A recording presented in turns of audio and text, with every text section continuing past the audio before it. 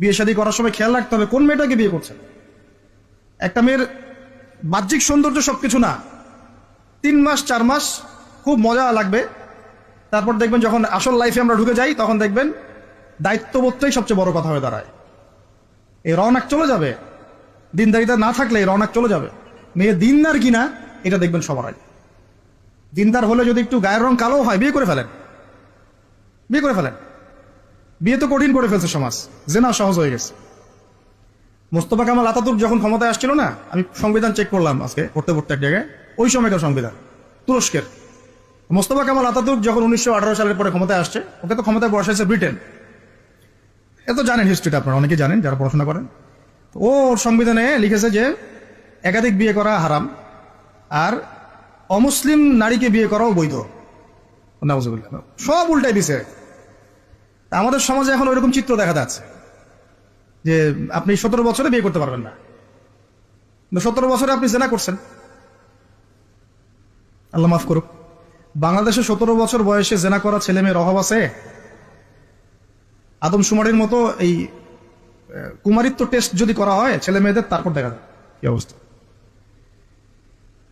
তো বিয়েটাকে সহজ করা উচিত। বিয়ের বয়স একটা ফিক্স করা হয়েছে, এর সাথে তো আমরা এখন যুদ্ধ করতে পারবো না। পারবেন?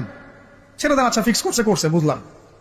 এখন ওই বয়সটা হয়ে গেলেই আপনার সন্তানের বিয়ের ব্যবস্থা করে ফেলেন এবং এটাকে সহজ করে দেন, এত জটিল করেন না, সহজ করে দেন যাতে করে ওরা জিনা থেকে বেঁচে থাকতে পারে।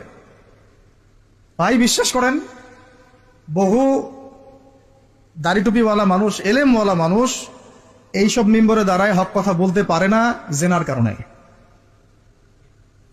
জেনার কারণে এই যে আমরা চলাফেরা করতেছি না, চোখের জেনা তো হচ্ছে অ্যাভেলেবল। অনেক সময় মনেরও জেনা হয়ে যাচ্ছে, মনে খারাপ চিন্তা চলে আসতে পারে, দেখবেন মনের নূরটা নষ্ট হয়ে যায়। তখন আপনার ইমানের ওই তেজটা কাজ করে না। ভালো করে খেয়াল করে দেখবেন, যখন মনের মধ্যে এই নূরটা নষ্ট হয়ে যায়, কিছু একটা নগ্ন মেয়েকে দেখে ফেলছেন বা একটা মেয়েকে দেখে আপনার অ্যাট্রাকশন তৈরি হয়ে গেছে, হতে পারে, কিন্তু হতে পারে, আমরা তো ফেরেশতা না, হতেই পারে। তখন দেখবেন মনের মধ্যে নূরটা নষ্ট হয়ে যায়। ওই সময় আপনি কিন্তু এই ইমানের জাজবাটা শো করতে পারবেন না। তখন নবী সাল্লাল্লাহু আলাইহি ওয়াসাল্লাম বলেছেন, তখন যদি বাসায় স্ত্রী থাকে তোমরা স্ত্রীর কাছে চলে যাবা, নিজের প্রয়োজন মিটাই নিবা, তাহলে এই শয়তানি মন থেকে চলে যাবে। তো বিয়ে কঠিন, এটা মিটাবে কিভাবে? অনলাইনে ঢুকলেই দেখবেন আপনি নগ্নতা। এই ছেলে পেলে আমাদের সাথে যারা ঢাকায় থাকে এরা যাতে আরো জান কি আছে, এখন কি হয়। ছেলে নাই আর মেয়ে নাই, মেয়ে নাই, ও নিজে ছেলে। একটা মেয়ের যে চরিত্র খারাপ এটা বোঝার জন্য এতটুকু যথেষ্ট যে ও মোটর সাইকেলের পিছনে বসছে কিভাবে, এটা দেখবেন। একটা আপনার শালীন দিনদার স্ত্রীকে নিয়ে যদি আপনি মোটর সাইকেলে যান